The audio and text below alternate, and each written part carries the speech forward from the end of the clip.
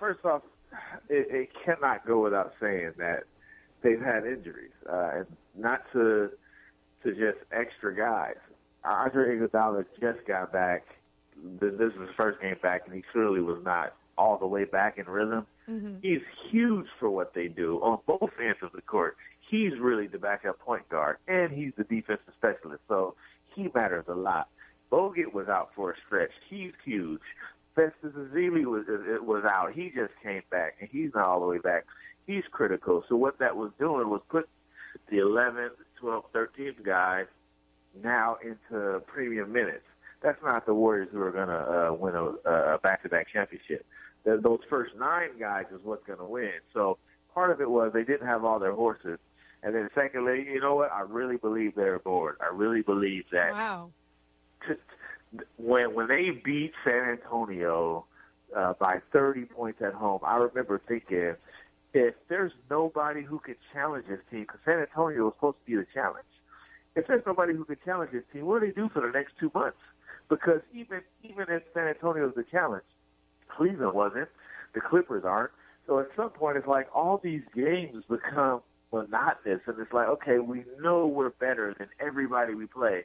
And I think we see that finally catch up to them, where last night they felt like, okay, at any point we really feel like it, we're going to beat Minnesota.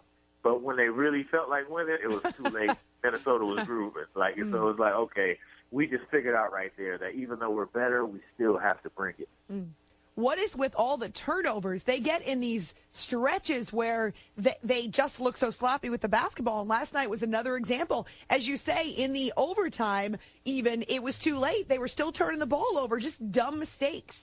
I think some of that is, part of it is Oracle. Like, Oracle is like the Roman Coliseum of basketball. So they just want to do things to make the crowd go crazy half the time, right? Okay. They want to hit the crazy three, and they want to make the fancy pass, because at Oracle, it's not just like dunks that people go crazy for. People go crazy for plays. So even if you're like the ninth guy on the bench, right, you're not going to hit a three. If you make a nice pass, they're going to go crazy for you. So that's your one shot, right, to get the Roman Coliseum to go crazy. So I think some of that, they get lost in that in Oracle.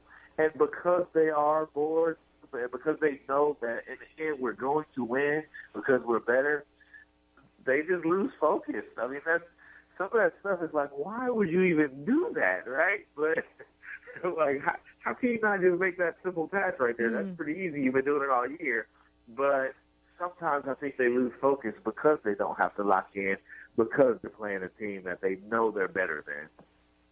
Marcus Thompson covers the Warriors and Bay Area sports for the Bay Area News Group as a columnist. It's After Hours with Amy Lawrence on CBS Sports Radio.